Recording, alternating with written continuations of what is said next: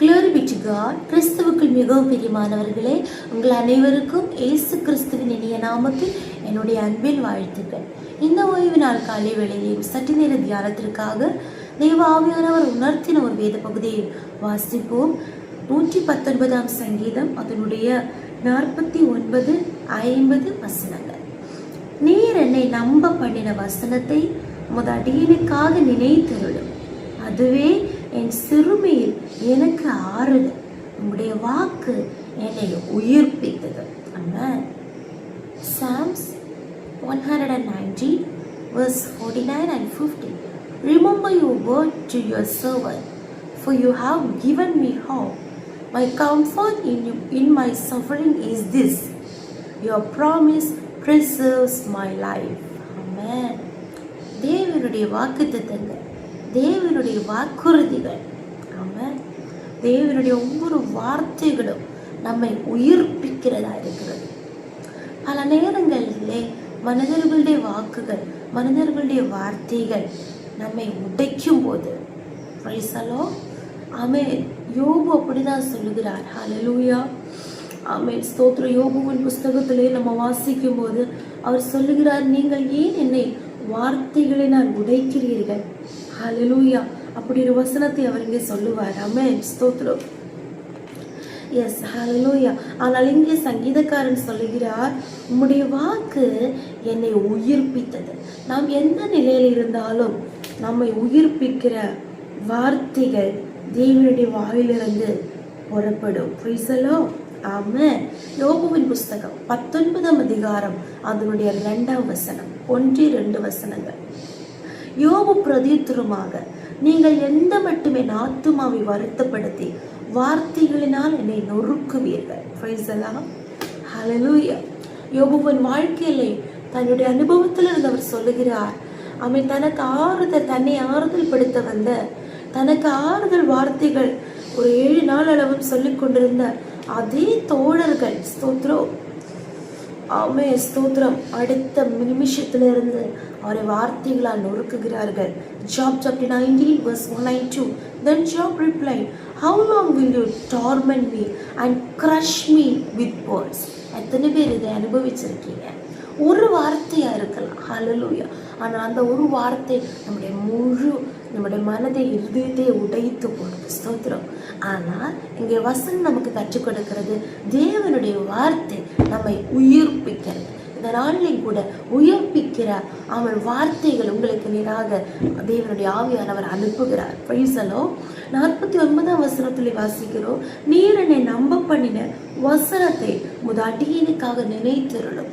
பல நேரங்களில் எந்த நம்பிக்கை அவன் இல்லாமல், நம்பிக்கையெல்லாம் இழந்தவர்களாக, நம்பிக்கை அற்றவர்களாக அவன் ஸ்தோத்திரம் நாம் காணப்படும் போது தேவனுடைய வார்த்தைகள் நம்மை பலப்படுத்தும். ஸ்தோத்திரம்.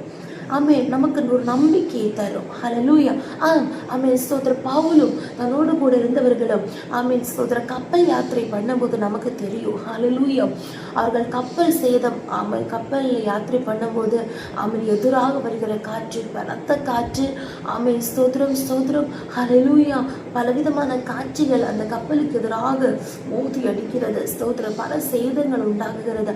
அந்த சமயத்தில் அவங்க, ஆமென், 2-3 நாள், ஹல்லேலூயா, சூரியனோ சந்திரனையோ காணாமல் இருளில் இருக்கிறார்கள். ஹல்லேலூயா. ஆமென், சாப்பாடு எதுவுமே அவங்க சாப்பிடல, ரொம்ப மரண வேதனைப்படுகிறாங்க.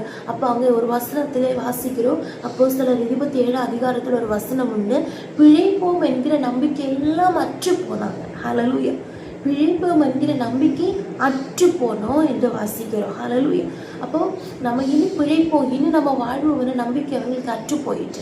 ஆனால் அந்த சமயத்துல தான் பவுலோடு கர்த்தருடைய தூதன் வந்து பேசுகிறார், பவுலே, திடமனதாயிரும், உன்னோடு கூட யாத்திரை பண்ணுகிறவர்களே நான் உனக்கு, ஆமென், ஸ்தோத்திரம், தந்திருக்கிறேன், இல்லாவிட்டால் உனக்கு அவன் தானம் பண்ணியிருக்கிறேன் என்று மலையாள பைபிளில் வாசிக்கிறோம்.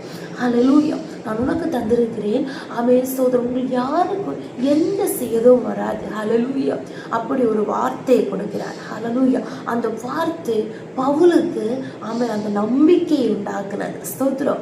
ஹல்லேலூயா. அந்த நம்பிக்கையோட பவுல் தன்னோடு கூட யாத்திரை பண்ணுகிற எல்லாரையும், ஆமென், ஸ்தோத்திரம், தைரியப்படுத்தினான் என்று நம்ம வாசிக்கிறோம்.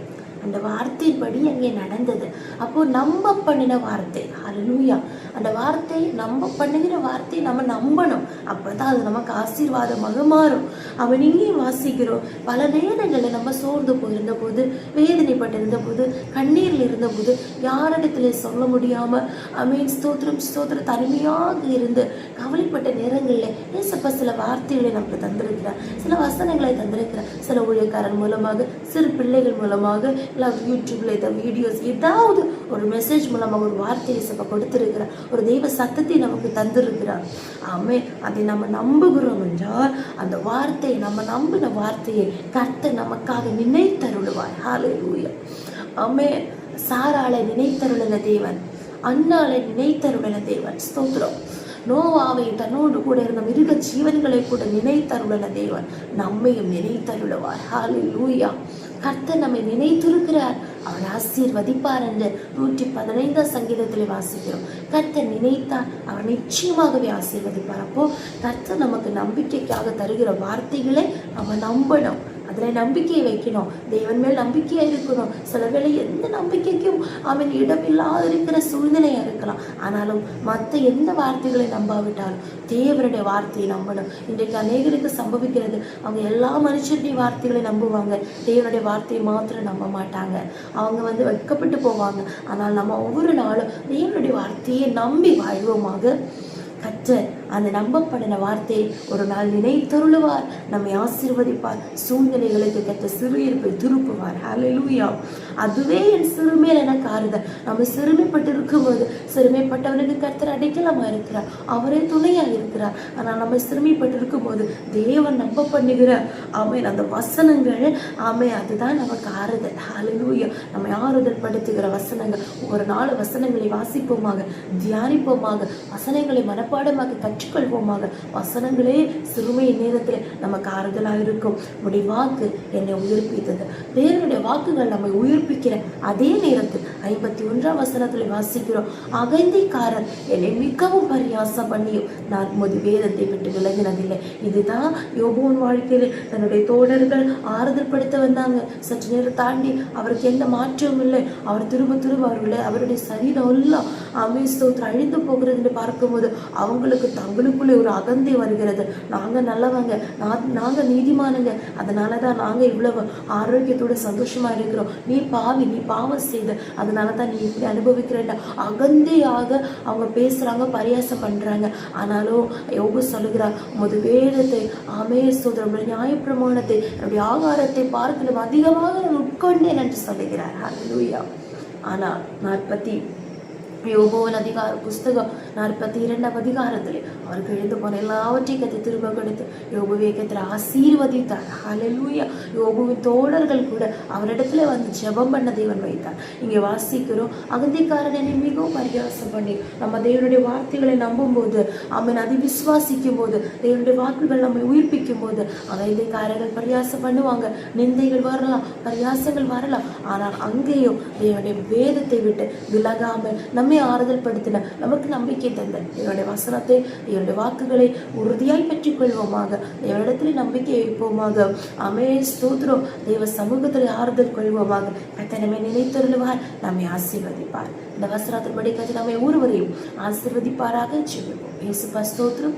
எங்கள் அளவில்லாமல் இயேசுவை நடத்துகிற எங்கள் அன்பின் பரலோக பிதாவே, ஆசீர்வதிக்கப்படுதான அந்த நேரத்திலேயும் எங்களுக்கு இந்த வார்த்தைக்காக ஸ்தோத்திரம். புத்திரப்படுகிறவர்களுக்கு ஆறுதல் அளிக்கிற தேவனே, உமக்கு நன்றி கர்த்தாவே.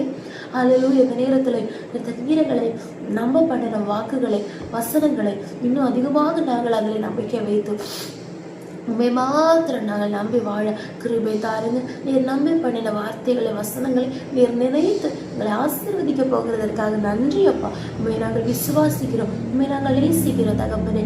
அதுவே எங்களுடைய சிறுவில எங்களுக்கு ஆறுதலாக இருக்கிறது அப்பா. எங்களை ஆறுதல் படுத்துகிற உடைய வசனங்களுக்காக ஸ்தோத்திரம் அப்பா. ஸ்தோத்திரம் ஸ்தோத்திரம் ஸ்தோத்திரம். ஹல்லேலூயா.